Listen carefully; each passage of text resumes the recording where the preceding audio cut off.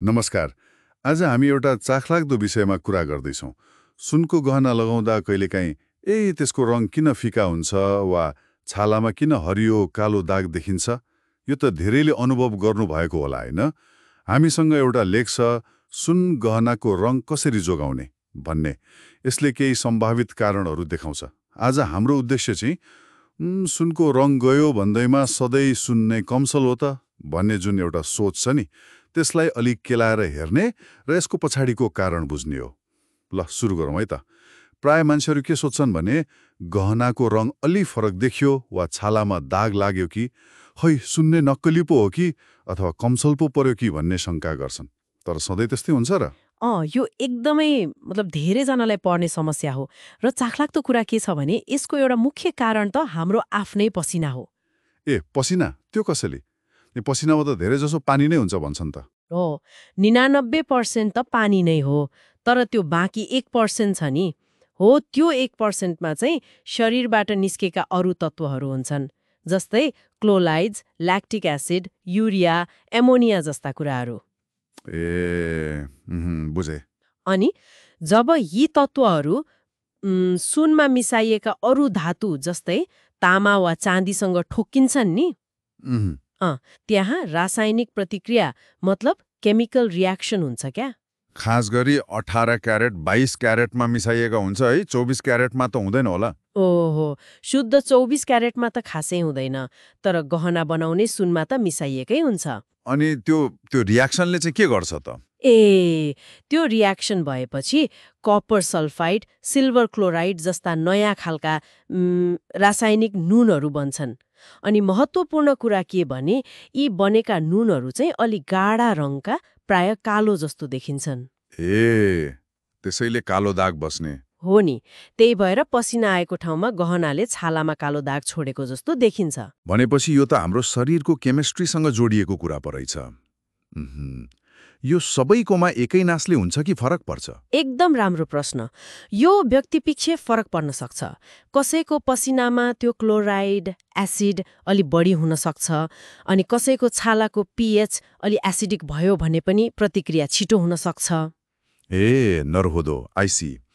पसिनाको कुरा त भयो, तर त्यो लेखमा त कस्मेटिक्स मतलब हामीले प्रयोग गर्ने क्रिम, पाउडरले पनि असर गर्छ भनेको थियो नि, त्यो चाहिँ कसरी? कस्मेटिक्स पनि अर्को महत्त्वपूर्ण कारण हो।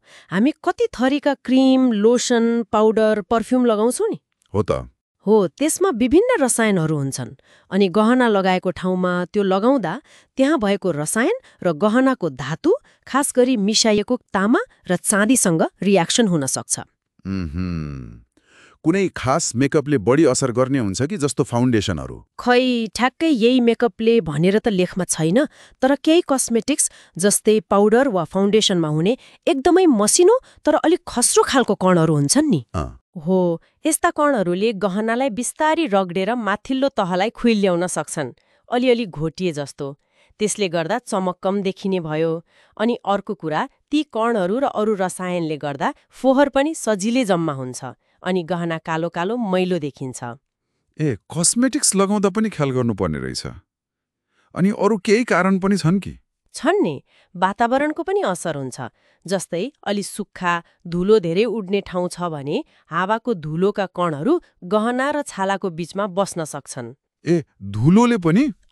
त्यसले पनि अलिअलि रगडेर वा जम्मा भएर गहनालाई कालो वा फिका देखाउन सक्छ। अनि हामीले दिनदिनै प्रयोग गर्ने ट्याल्कम पाउडर भयो, मोइस्चराइजर भयो, त्यसमा भएका केही तत्त्वले पनि सुनको चमकलाई छोपिदिन सक्छन् वा हल्का रियाक्सन गर्न सक्छन्। हो र? सिधै कालो दाग नदेखिएला, तर चमक चाहिँ हराएको जस्तो देखिन सक्छ। ओहो, त्यसो भए त सुनको रङ जानु वा दाग लाग्नुमा त सुनको क्वालिटी मात्रै होइन रहेछ, हाम्रो पसिना भयो, क्रिम पाउडर भयो, अनि हावाको धुलो, कति धेरै कुरा पो रहेछन् त। एकदम सही कुरा। खासमा गहनाको रङ फिक्का हुनु वा दाग देखिनु भनेको प्राय यस्तै बाहिरका कुराहरूसँगको कि त रासायनिक कि त भौतिक अन्तर्क्रियाको नतिजा हो के। यो सधैँ सुन नक्कली वा कमसल भएरै हुन्छ भन्ने चाहिँ होइन। हामीले सोचे भन्दा अलि जटिल नै छ यो विषय। यसले एउटा अर्को चाखलाग्दो प्रश्न पनि ल्याउँछ। अब यति धेरै रासायनिक प्रतिक्रियाको कुरा गर्यौं नि हामीले हैन। अब सोचौं त सुनको क्यारेट फरक हुँदा जस्तै 18 क्यारेट र 22 क्यारेटमा त मिसाउने धातुको मात्रा फरक हुन्छ नि त। हो, 18 मा बढी हुन्छ, 22 मा कम। हो, अब त्यो फरक धातुको मात्राले गर्दा यी पसिना, कस्मेटिक्स, वातावरणीय तत्त्वहरूसँग हुने प्रतिक्रियाको दर कस्तो होला, वा त्यसको प्रकृतिमा केही फरक पर्ला? पक्कै पनि फरक पर्छ होला हैन, किनकि मिसाइएको धातु नै फरक छ। यो आफैमा एउटा सोच्न सकिने कुरा भयो।